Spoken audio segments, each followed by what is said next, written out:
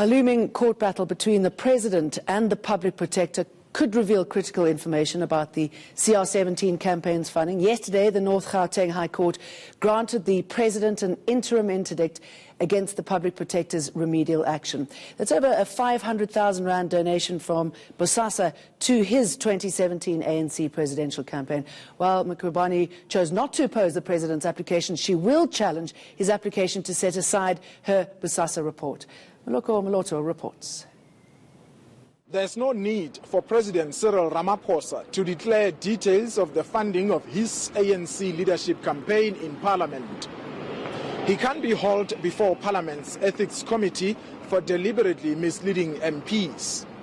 And neither the police nor the NPA can investigate him for money laundering related to the CR17 campaign. At least for now.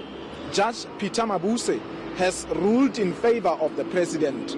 That's partly because Busisiwe Mkhwebane did not oppose the interdict application.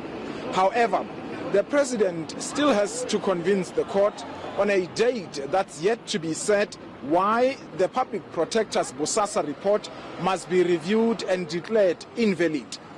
Ramaphosa believes Mkhwebane's investigation into his CR17 campaign was unlawful, as she has no jurisdiction to probe matters outside the domain of the state.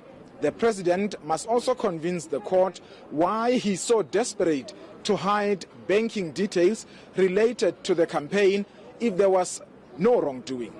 Mkhwebane is yet to file her responding affidavit, but it's expected she will have to explain how Ramaphosa deliberately misled Parliament, while she says he responded to a question by the DA in good faith.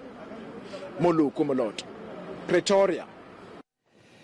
Okay, for more on this, I'm joined by political analyst TK Pooe from the Northwest University. Very good to have you with us. Thank you. So, another victory for Cyril Ramaphosa. What do you think it means as far as the battle between him and the Public Protector is concerned? I mean, it's clearly far from over.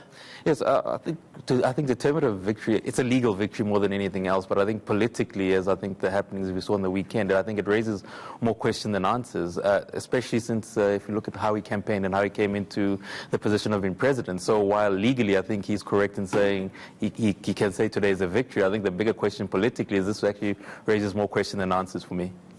And obviously the issue is still of funding. While he's also received a little victory there, I should imagine that we'll find out a lot more through leaks, which will present possibly a different picture.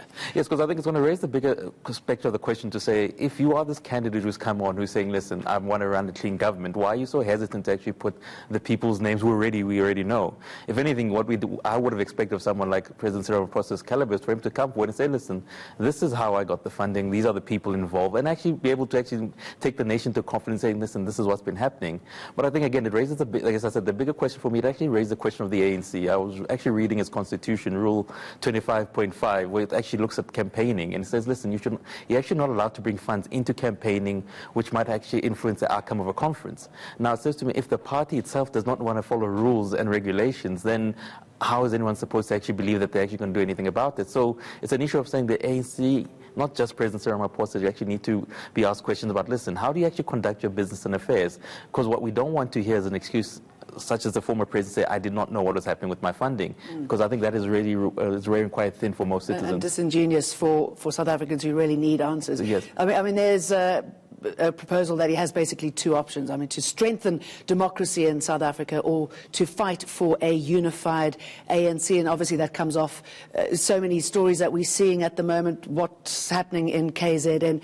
What route do you think he's going to take? I'd like to start with the route I hope he takes, which is to say, listen, the ANC, yes, it's a big part of South African history, but the ANC is not the whole of South Africa. Therefore, it should be about how do we strengthen South Africa, and how do we get the rules and regulations about party political funding, even internally now, as we see. And not just to simply say, well, listen, this is the ANC, I have to kind of abide by what's been happening when we all know it's actually not quite correct. That's my hope. But I think what he'll do is he'll probably do the pragmatic thing and say, listen, let's bring people to the table, let's try create a middle ground, as seems to be his normal forte. And you wonder if there ever will be a strengthening of democracy if there is no unity within the ANC?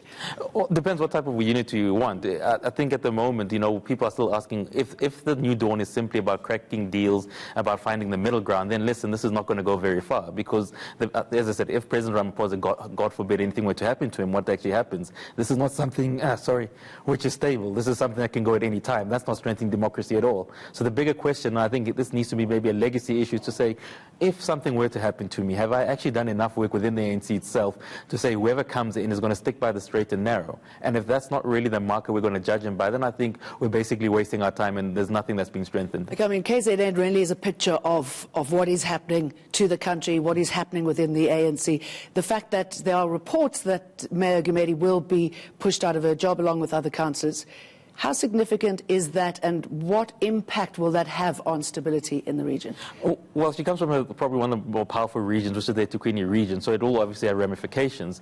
But again, the key question, and what I think most of us would hope to say is this going to be the permanent way going forward? It's one thing to single out an individual, whether you like or dislike the individual, but the issue is to say, is this a systemic thing? Is this going to go cut across the whole board? Because if you actually look at if you read the ANC's organizational report from, I think, 2 years back, it actually highlights which provinces are probably the ones that are most in need of direction.